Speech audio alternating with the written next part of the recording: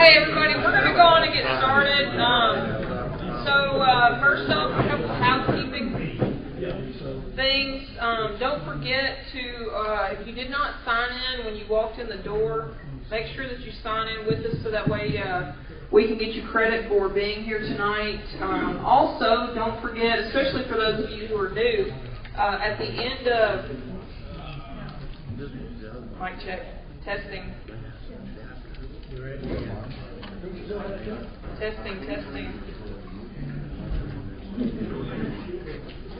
That does work. So we've got tickets over here, and if you fill out one ticket for being here tonight during our November meeting, we have some different prizes and whatnot, since that's our election meeting, to kind of encourage you to make sure that you come out to that meeting. But for each time that you've been here and you've filled in a ticket, you obviously have more chances. So there's no purchase necessary.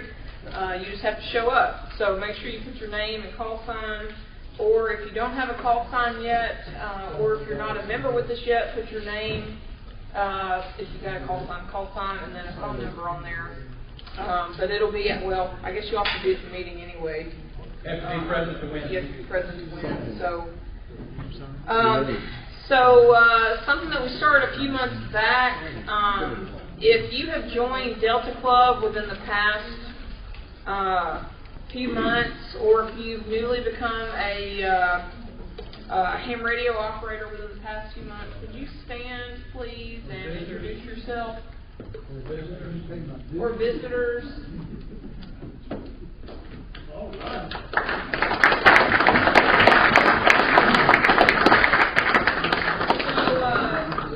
Would you gentlemen mind, we can start with you, Matt, just your name, call sign. Matt Ryan, W2MJR. Taylor Nicky, I'm Kilo Quebec 4, Kilo Lima Julia. I'm Jeff, KQ4KKS. Randy, KQ4KLR. Sean, KQ4KNI. Jeff Rice, November 4 Alpha Foxtrot. Ryan, KO4DZM. All right. Well, we gave a round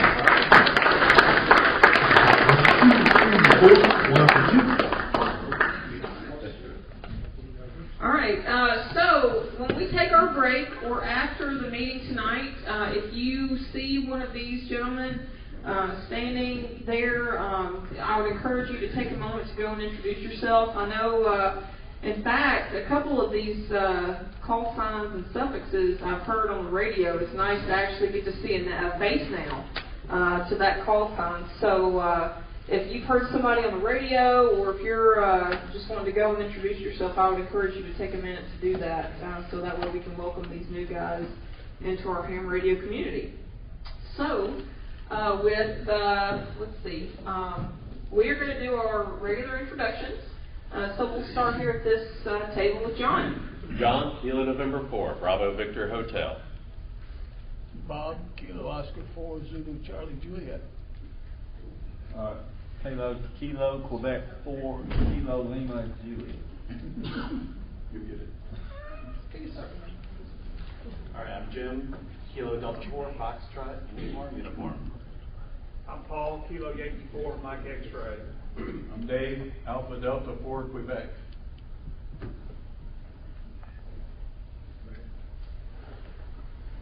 Bill, WA4MJM.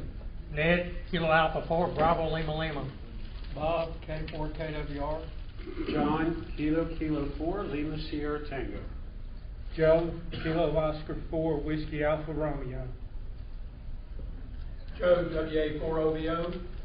Scott, Kilo Mike 4, Papa Mike Uniform. Ham, W4GMM. Ken, KI4AOH. Tom, N4LIA.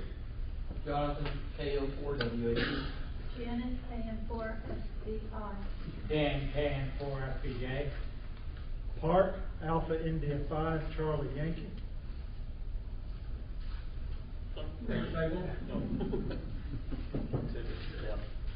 Perry, November 4, Golf Juliet. Rick, N0KYM. Rick, WA4NVM. Barry, W5CJ. Joe, Kilo Golf 4, Charlie Zulu Hotel. Billy, WL4B.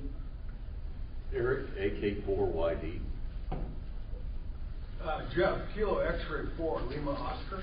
David, Whiskey 5, Delta Juliet Whiskey. Randy, Kilo Quebec 4, Hotel Juliet Hotel. Joe, November Sierra 4, Echo.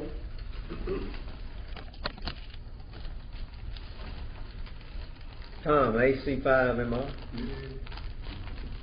Dana, WI3B. John, Kilo Oscar 4, Zulu Quebec Sierra. Steve, Kilo 4, Victor Papa Tango. Lynn, K4, Kilo Quebec. Jim, N4VOK. And Mary Jean, KY4FB. All right, so again, welcome everybody. It's good to see you here. I know the weather's finally starting to get a little bit cooler, so I'm sure it was harder to convince you to come to the meeting, but we certainly love seeing your wonderful faces here in person. So I appreciate you guys coming out. So first thing on our order of business, we're going to vote on the secretary's minutes and the treasurer's report. Accept the minutes and the treasurer's report as published in Spark. Second. All right, so Ham Hilliard made a motion to accept the secretary's minutes and the treasurer's report as published in Sparks. And I'm sorry I missed last. Took us 30 minutes. I didn't know what to do. We ran it over. And I've got a second from Ken Lassiter. Is there any discussion on this? All right, hearing none, we will proceed to vote. All in favor say aye or raise your hand. Any opposed say no or raise your hand. All right, the motion unanimously passes. So thank you. All right, so announcements.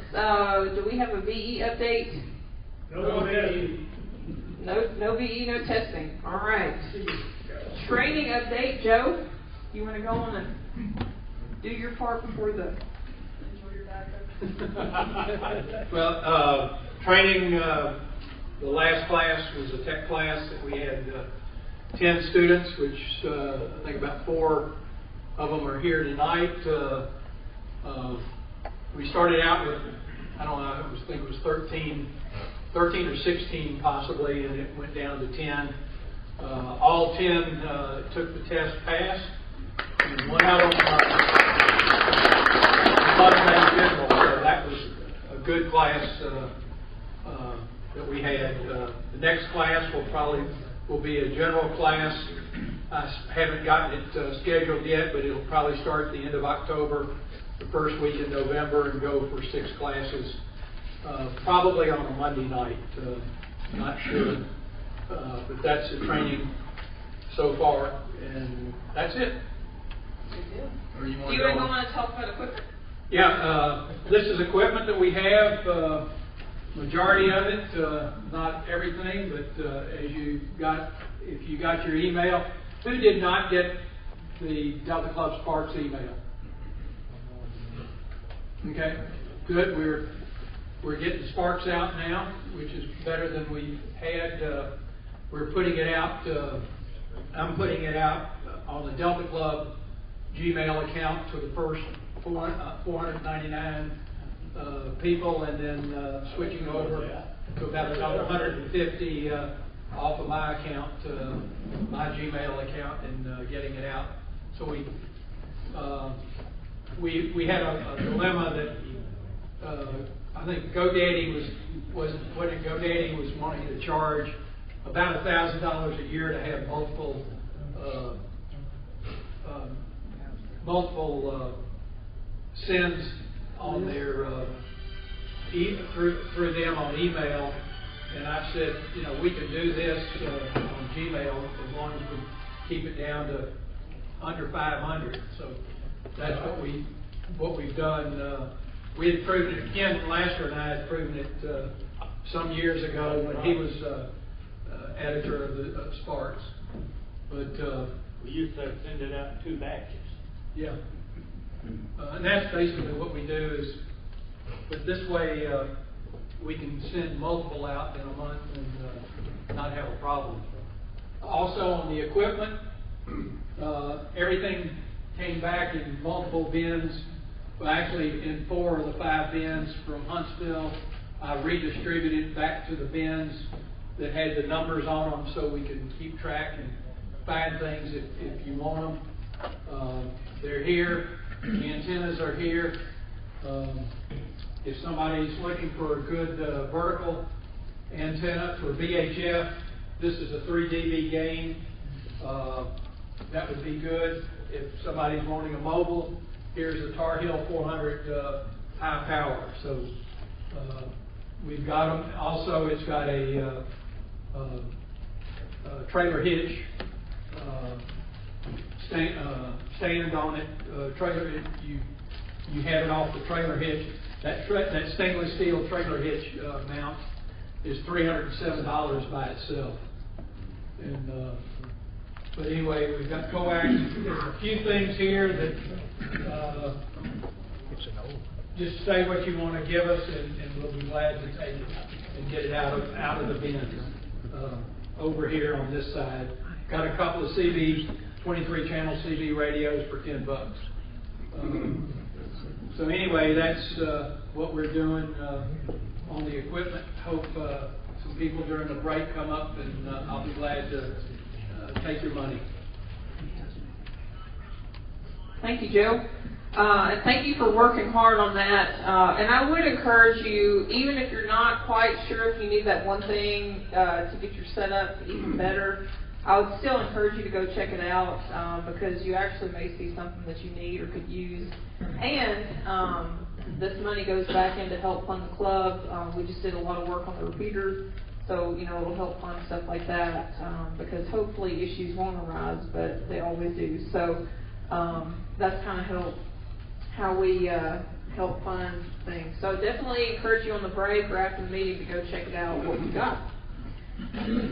So another reminder, the ARRL volunteers on the air, we talked about this in the spring, and we've mentioned it a few times over the summer, but the W1AW portable station is in Tennessee starting tomorrow.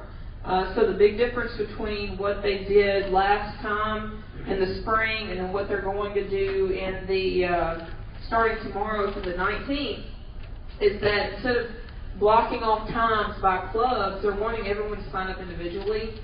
And so what they did, and it actually seems like it's going to help a lot more, they've come out with a link that you can go to and sign up. So you can actually break it down by band, by the day of the week that you want to participate, and you would use the call sign W1AW/4, right? Isn't that okay? Correct. You get to use that call sign for that time block, and then you can go to the date. You can pick what mode that you want to use. You can pick the band that you want to be on, and then you can actually select the time. And it's not going to be a limited time frame because I know last time we had a few hours during the daytime, and everything else was overnight. And so I know most people were not wanting in the middle of the week to be up at 2 in the morning. Don't you have to go into the logbook of the world? No. Yeah, so No, you do have to update. Well, you have to send the ADF file. You send the file to him, and he'll upload it to the logbook. I was going to point that out because we weren't sure about that last month. So even if you're not on Logbook of the World, you can still do it, and then just submit a AD, what is it? ADIF file. I'm sorry. Yeah, because I looked at that, and last month we weren't sure. It does go through Logbook of the World, but you don't have to do it on Logbook of the World. You can use any electronic logging program so that you can send in a file to ARRL, and they'll upload it to Logbook of the World. And it actually starts tonight because it starts UTC time, so it starts tonight. Okay. Another thing that I was looking at, I literally just because I was curious to see how many openings there were, and I didn't look at digital because I think that does kind of fill up kind of quick. But just for tonight and tomorrow, there was 40 meters. There was openings for phone. So there are some openings. One thing I was thinking about, because it's 2 meters is included too. That might be something, since we're, kind of a large group in a small area. that might be a good time to try 2 meters, single sideband, and get them some, you could get some contacts that way, and we could add to the numbers that way, so. And I know we've had a couple people email who said that they were going to sign up and do this. So this is an individual thing, but I would encourage you, it'd be nice to kind of hear at the next month's meeting who all participated and maybe how many stations or how many contacts that you got. So what I did, and if you haven't been over here to this table yet, you should, especially if you're pretty new to Delta Club. Paul, our secretary, has printed out a lot of different handouts. Then there's also a sheet right here that if you were interested in signing up, I'll try to put something on our Facebook page tonight with this link. But this is the link. If you did not get the ARRL email, here's the link that you go to sign up to be able to participate. And then also I printed out the ARRL email that has, and I wrote down the bands and all that on here. But like Steve said, I think it should include 2 meters, 70 centimeters. So it can't go through a repeater. It's got to be direct. You can't go through a repeater, but you could try a single sideband and maybe get some local contacts.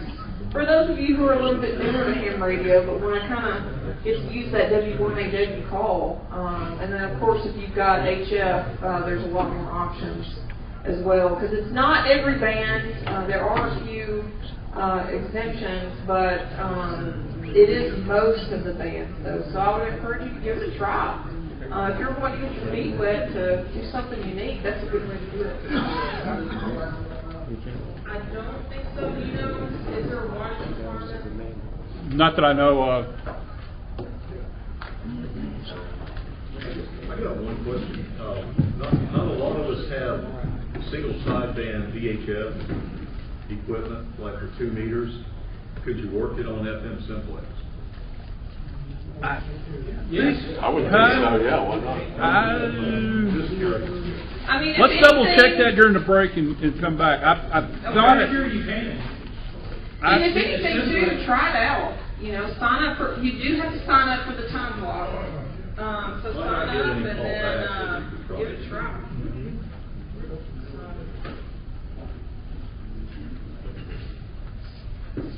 All right.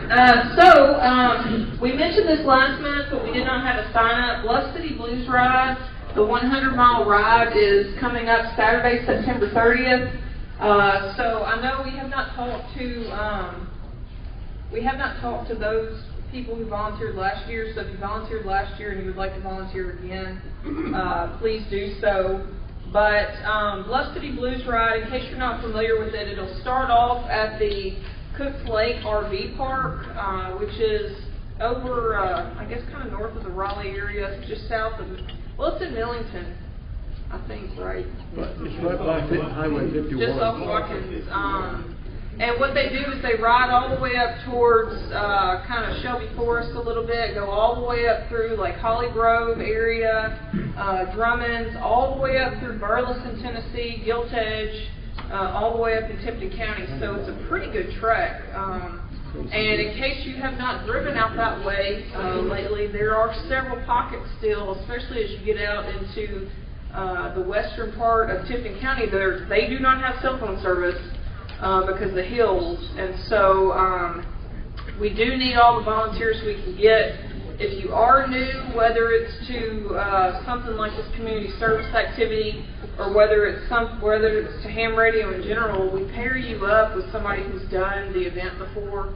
And so it is a good time to test out your equipment, especially if you're out of a location and you want to test it out, and it kind of lets you know to see, because we're going to use the 146.82 repeater. And the way it's working right now, you should be able to do it with an HT. Especially with it being 200 feet higher, it should be rocking and Well, I was over the other side of West Memphis this weekend, and I hit it real good with an HT. So we got good coverage. And so, in the past, we've had 6 stations, including net control, and then some SAG vehicles. I know that we kind of trimmed down our volunteers during the COVID era, but it would be nice to kind of see our volunteers grow for that again. So this event, the race, we're still waiting on the exact details, but it should be about the same as it was in previous years. The race will start at 7:30. So unless you're all the way up in Tipton County, typically you'll need to be at your station around 7 or so that morning. And some of the stations, they'll be able to pack up and leave at like 10:15, 10:30 in the morning. Some will be like 1 o'clock, 2 o'clock. And then the last station, of course, would be net control at the start-finish, which would be about 4:30 probably. So, and then the SAG vehicle will be a little bit later. So that's a great opportunity. And we need the volunteers. In the past couple of years, we've not had any incidents, but there was a year or two where we had quite a few incidences where we had to call 911 for different things. So it would be nice to have plenty of help, so that way if something does happen, especially in those areas with no cell phone service, that we've got enough people spread out who can call in to net control and get help out that way. What date is it? This is on September 30th. It's a Saturday. Don't they normally try to end it by about 4:30, 5 o'clock? So I think the cutoff time at start finish was 4:30 last year. Like I said, that's so they can, so it doesn't go real late. So and like by that point, most of the activity is typically done by about 3. I feel like, because at that point we're kind of waiting on a couple stragglers. And so, but the great thing about this is that if you would like to help, but you can't spend all day there, I've got a sign-up sheet over here. I would encourage you to sign up, and you can actually put the preferred time. So if you're free all day and you can help at any station, or you don't care if you're at a set station or in a SAG vehicle where you get to drive around to pick up the drivers who are either injured or tired or whatever, or hauling gear and stuff back and forth. If you don't have a set time, you can work all day. Great. If you can only work in the morning and you need to head out in the afternoon, feel free to put that down, and we can put you on one of the stations that closes early. So definitely encourage you to consider that. Did we have any questions about that? Or anybody who's done it before who wants to speak on their experiences? Well, if you needed to call 911 and you didn't have a cell phone, you would call somebody on the radio and then they would call 911? Yeah.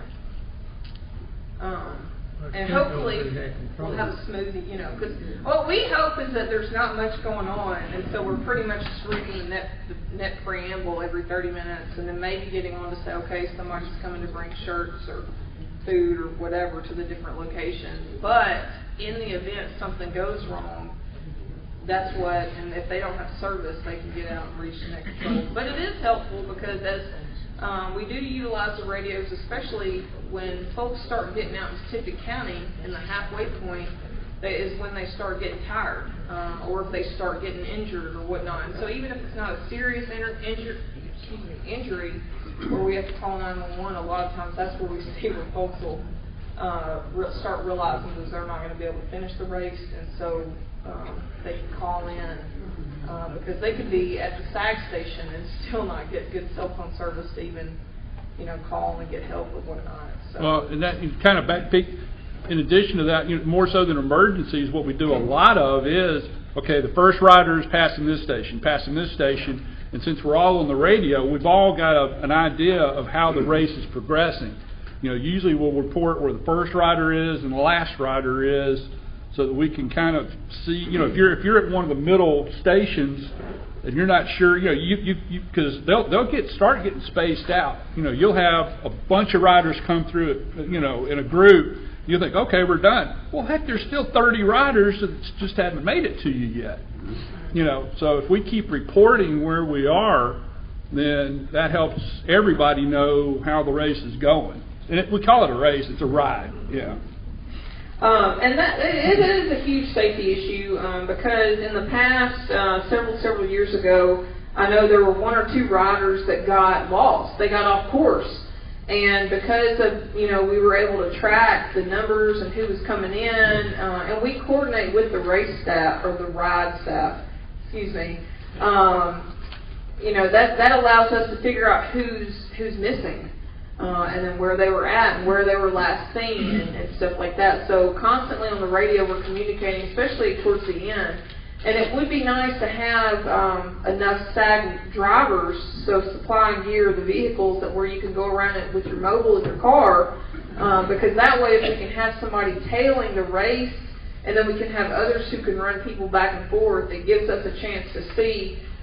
So that way if somebody's missing and we realize what number it is, it kind of helps keep track of everybody for safety issues. Because what we don't want is somebody to get off course, and then if we weren't doing a good job keeping track of them, then they could be off and injured and hurt or something. So it is, I mean, it's been going pretty smoothly, but it is important for us. And it's fun. It's typically by October, the weather's nice.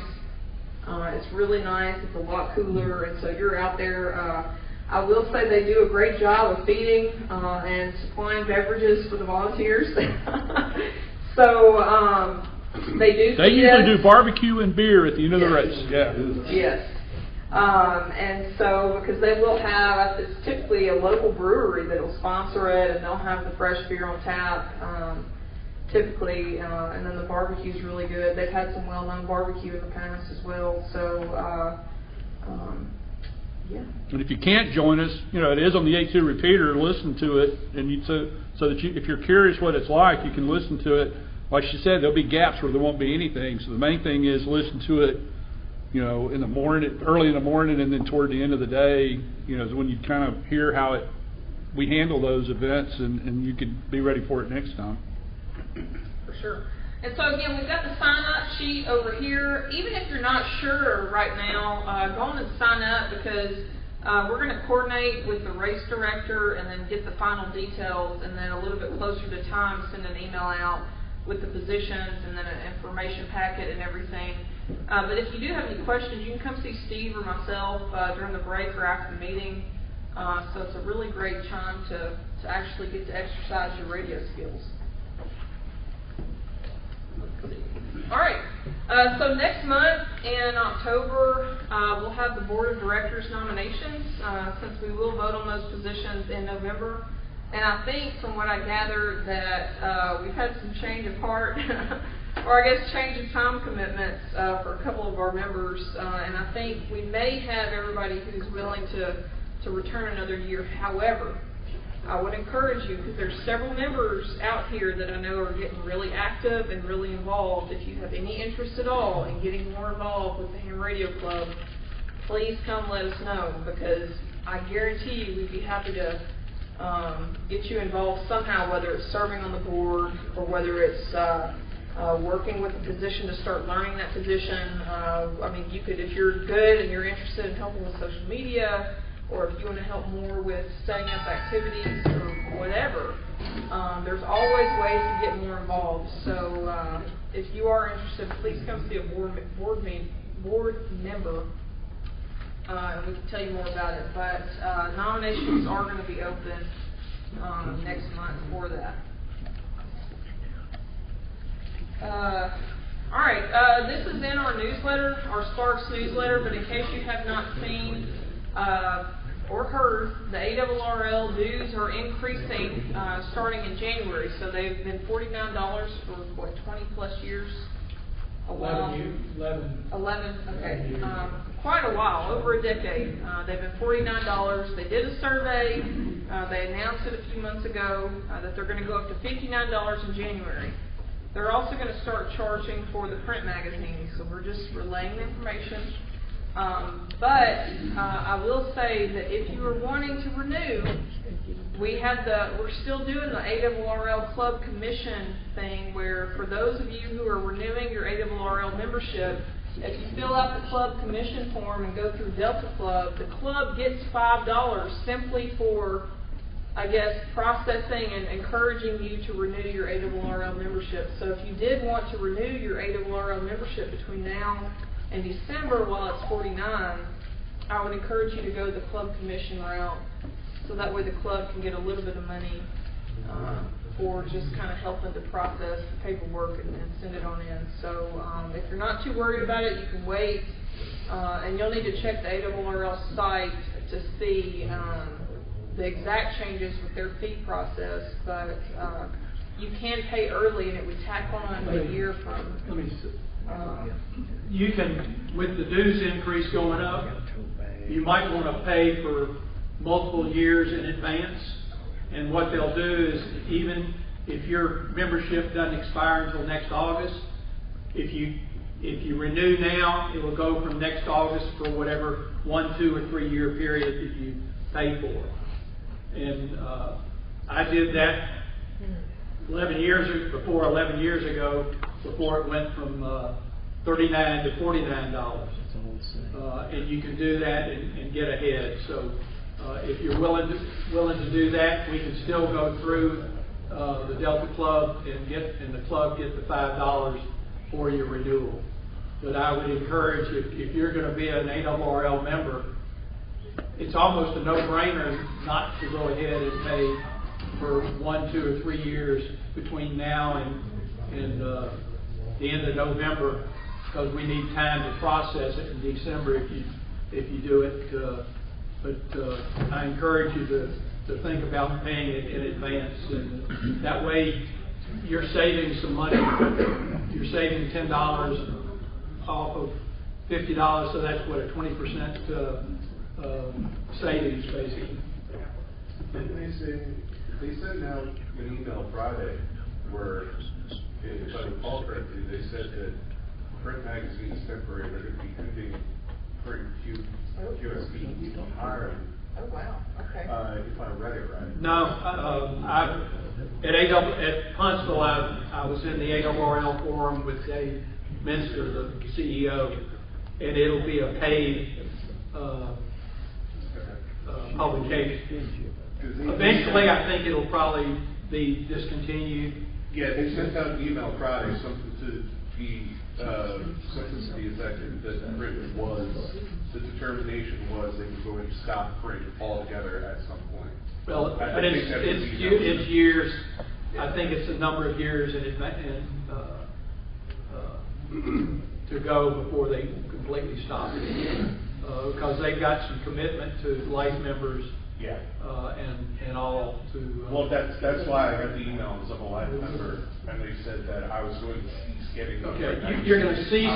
You're going to cease getting it unless you go in and opt to get the printed magazine by May 31st. You also said something to the effect that the decision had been made that at some point in the future that the print was going to end entirely. But as a life member, you have to go into your profile and elect to get the QST by December 31st, and actually by May 31st to get it, even though it lapsed 5 months.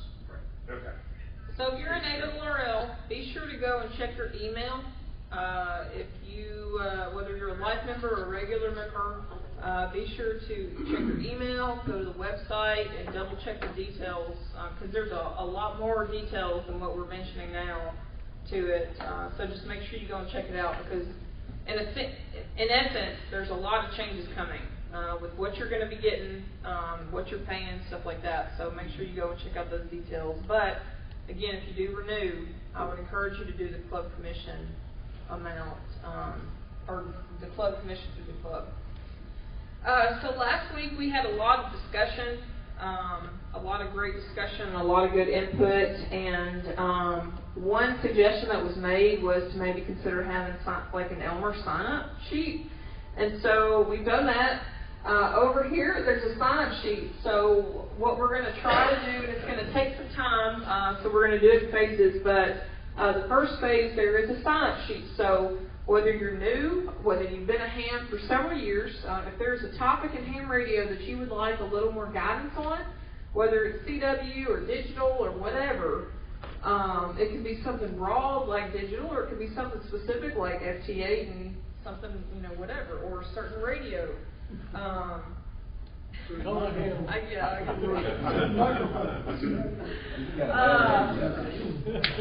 We'll just use the teacher voice.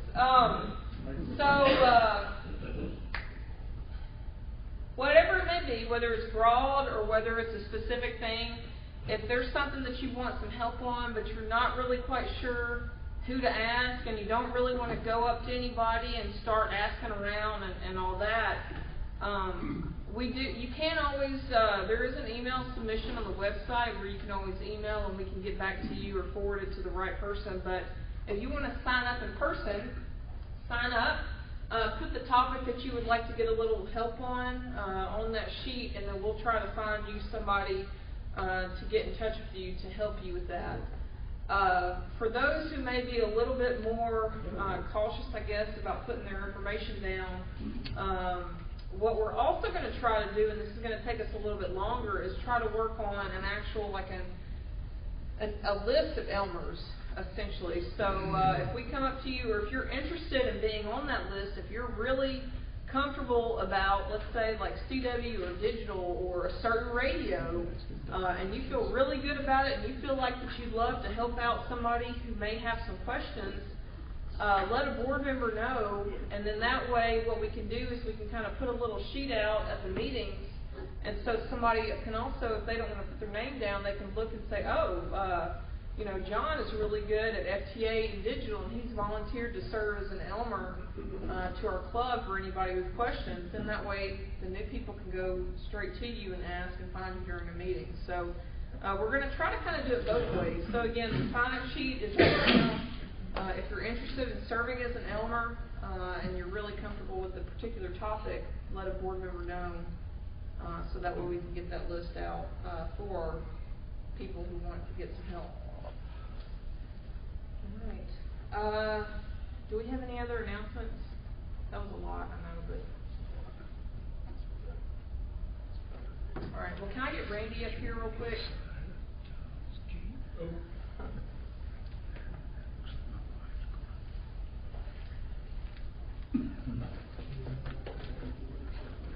All right, so I think most everybody in here knows, but we did have a question about it tonight. The reason why we're still meeting here is that the June storm that came, it did some damage to the Ellendale Church of Christ Fellowship Hall, and that's where we meet. And so they're still working on it. And Randy went out of his way to help secure this location, not only on a short notice on that first month, but for us to be able to use this for several months while that was getting fixed. So just to kind of show a token of appreciation for letting us use this facility, we've got a thank you note here, and then we wanted to the board voted to make a donation of $100 to the Mid-American Theological Seminary as an appreciation for you.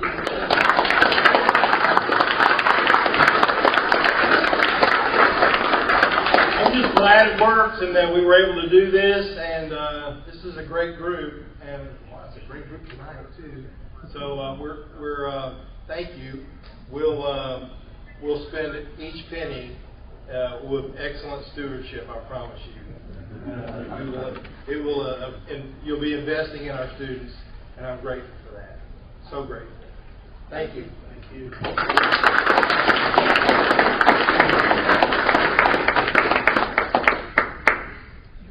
All right, anything else before we break? Okay. All right, so again, a reminder, handouts are over here. If you sign up for the Elmer sheet for Blood City Blues Ride, get your snacks, come look at something to buy and all that. We'll break for about 10 minutes, and then we'll have our program.